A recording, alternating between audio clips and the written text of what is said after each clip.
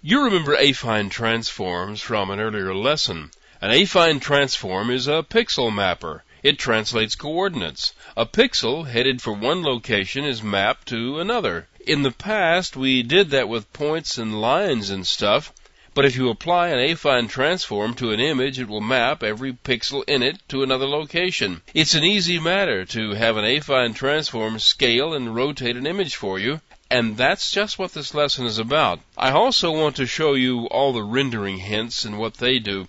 We took a quick peek at rendering hints earlier, and I'm sure you're pretty curious about them by now. The example program is in 3 classes. One class is the main line, one is the canvas that displays the image, and the other is a dialog that allows you to set the hints. I think the easiest way to explain this thing is to start with the main line.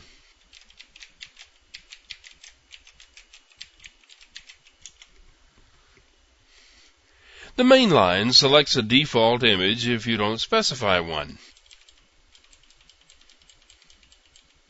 Just like in the previous lesson, this one sets up a main window with the canvas object shown at the top and a row of buttons across the bottom.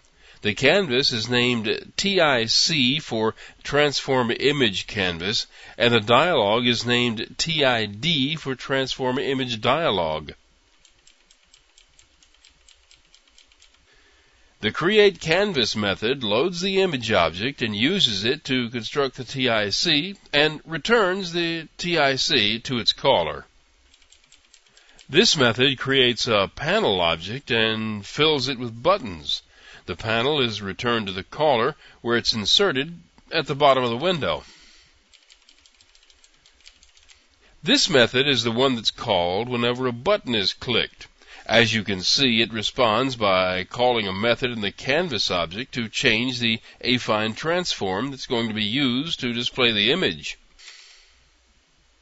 And that's all there is to the main line. Now, here's the canvas.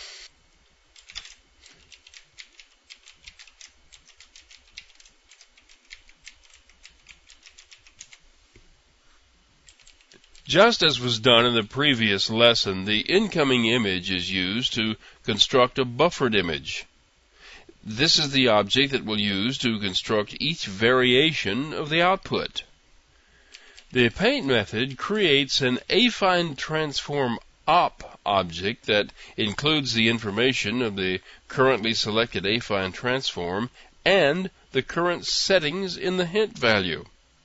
Now, I've got this so that it's only done if the flag need build is true. That may be overkill, but I know the paint method can be called a lot more often than just when the parameters change. For example, the paint method can be called every time the window is resized or uncovered. And this test prevents the new affine transform from being built every time. It's probably an unnecessary thing to do in this example program, but this is a fairly common procedure in a program that's going into production. This is one of the methods that's called when a button is selected on the main screen.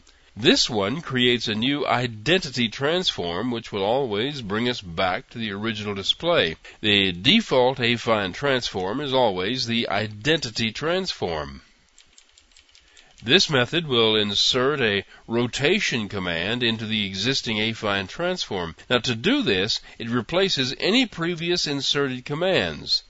That's the way the rotate method works. It replaces whatever commands have already been installed, so it only rotates. The methods here are called from the mainline window. They set a shear value. I'll show you what that does in just a minute. And they scale the picture. This last method is the one that sets the hints. This method is called from the hint setting dialog. Let me show you that.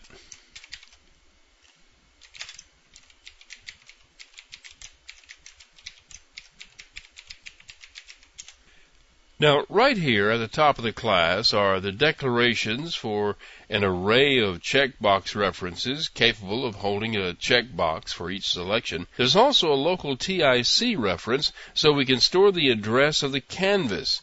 That will make it possible to call the canvas method to tell it the current hint settings. Each check button has its value defined inside this table.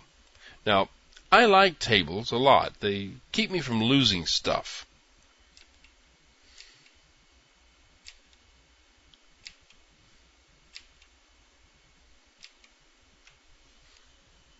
The constructor builds the window and puts it on display. Now, this method loops through the table and builds a checkbox for each member found in the table. The ones that are indicated as being the default settings are set to true, so they'll show up as being already selected when the dialog pops up. As you will see when the window is displayed, each checkbox is included in a group, so only one member from each group may be selected. That is, they all become radio buttons or toggle switches.